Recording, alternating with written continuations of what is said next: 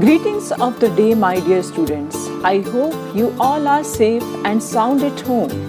Today, through this video, we will learn about our first chapter, Elements of Art. No need to write anything in file or copy. Just watch carefully each and every content shown in the video and keep all elements in your mind while making a painting. Let's begin. Children, first element of art is line. Line is considered to be the most basic element of art. Line is the name of a path which connects two endpoints.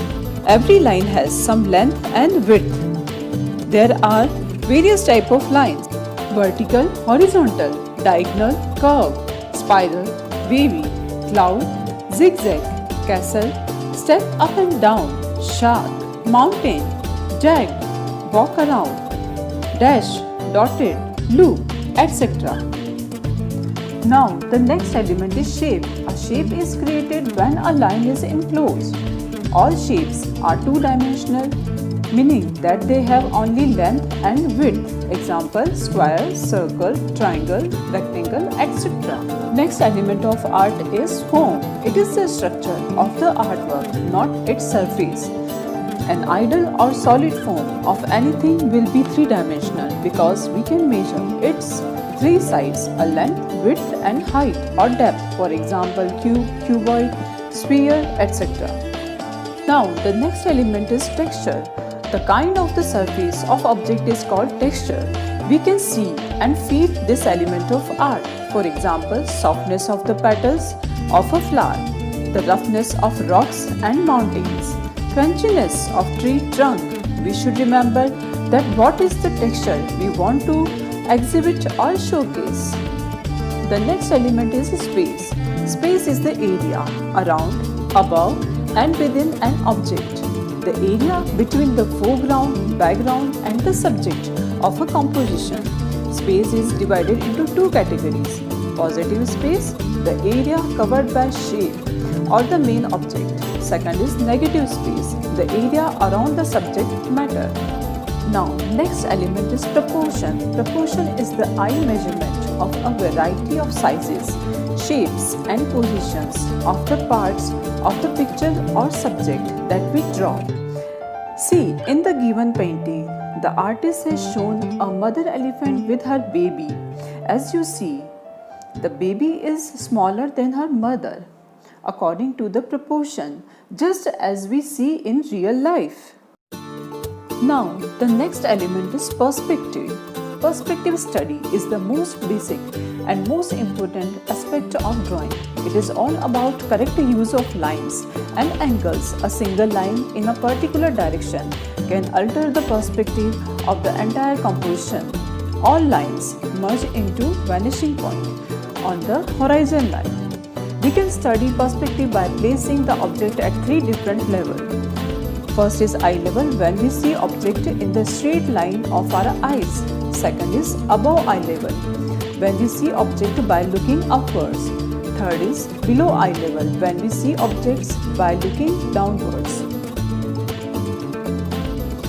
In respect with the vanishing point, perspective is categorized as under. First is one-point perspective. A drawing has one-point perspective when it contains only one vanishing point on the horizon line. This type of perspective is typically used for images of roads, railway tracks or building. Next is two-point perspective. Here we always find two vanishing points in existence. Rest all the phenomenon is same as one-point perspective. Now, next is three-point perspective. Three-point perspective comprises three vanishing points. Here, the third vanishing point comes into play with respect to the height factor of the composition. Now we will discuss very important element of art, that is color. Colors have three basic properties, that is hue, intensity and value. Hue means that name which we give to the color as red, yellow, green, blue, etc. Intensity, the brightness or sharpness of a color is intensity. It can also be considered as the brightness or dullness of a color. Now next is value. Value is the lightness or darkness of tone of a color. White is the lightest value, while black is the darkest. A full range of value means that there are ample amounts of light values called tints and dark values called shades. Color is divided into various categories like primary colors, secondary colors, tertiary colors, analogous colors, complementary colors, warm colors, cool colors and neutral color. First is primary colors. The primary colors are red, yellow and blue. You can't make these three colors by mixing any two or three colors. Next is secondary colors. Secondary colors are created by mixing equal parts of any two primary colors. Like when we will mix red and blue, we will get violet color. When we will mix yellow and blue, we will get green. When we will mix red and yellow, we will get orange. Now, tertiary colors. The tertiary colors are created by mixing equal parts of a secondary color and a primary color. Together, there are 6 tertiary colors: yellow orange, red violet, blue green and yellow green. Now, analogous colors. Analogous colors are groups of 3 colors that are next to each other on the color wheel and a tertiary.